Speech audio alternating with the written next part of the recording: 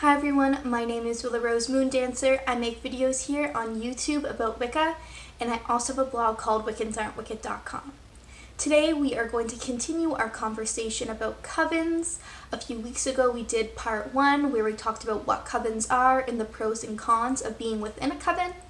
And today we are going to continue and we're going to talk about the degree system and the study system within a coven, and the different titles you can have within the coven.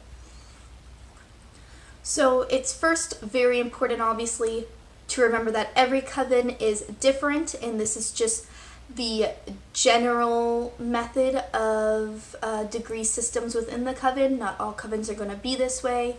And also, it's important to remember that I personally am not in a coven, and this is just the information that I've gathered through research online and through reading. So I cannot vouch for myself if this is what happens within my coven, as I don't have one. But if you are in a coven, please let me know down below if this is how things work in your coven. So as we've said before, you can either tell a coven that you're interested and they can consider inviting you, or you may have to wait to be invited organically. However, whenever you are invited to be in a coven, they will typically invite you to an open ritual which will give you a good idea of how the coven runs and the different people within the coven, and it'll also give the people within the coven an idea to see if you will mesh with their group. Assuming that all goes well and you like them and they like you, you will be given a mentor. And this mentor will help teach you the ways of their coven and just the Wiccan path in general. You will be put on a study for a year and a day, and by the end of that year and a day, if the high priestess or high priest of the coven deems your study satisfactory, you will be deemed part of the coven, and then you will be given a list of expectations as a member of the coven. So that a list of expectations could have an attendance expectations, it could have study requirements, it could have promises to uphold the Wiccan Rede, and an oath to keep the coven a secret if it is a coven within secrecy. Then you will go on another year and a day study. You will be then doing a dedication ritual by the coven. So if you're a solitary Wiccan, you can do a dedication ritual whenever you deem appropriate for your path.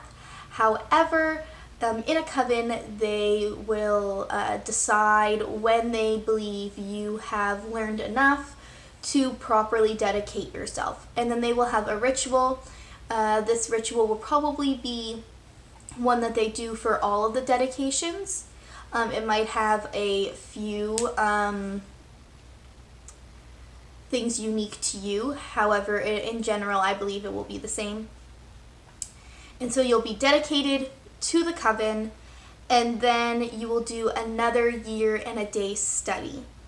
And once again, if the high priest or priestess deems this study satisfactory at the end of it, you will then go on to do a ritual where you are reborn in your Wiccan path. You will also gain your first degree initiation, and you will get the title of a priest or priestess. And you'll be the official member of the coven.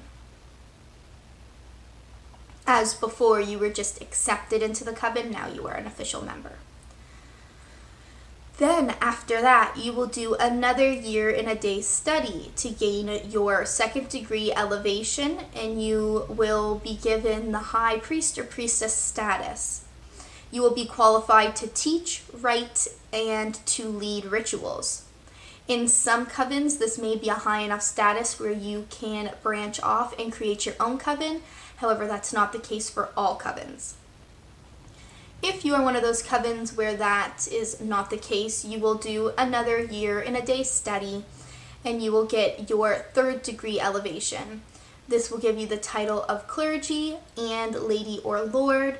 And then at this point, you most definitely can branch off and create your own coven. So those are the degree systems for studying. Hopefully that wasn't too confusing.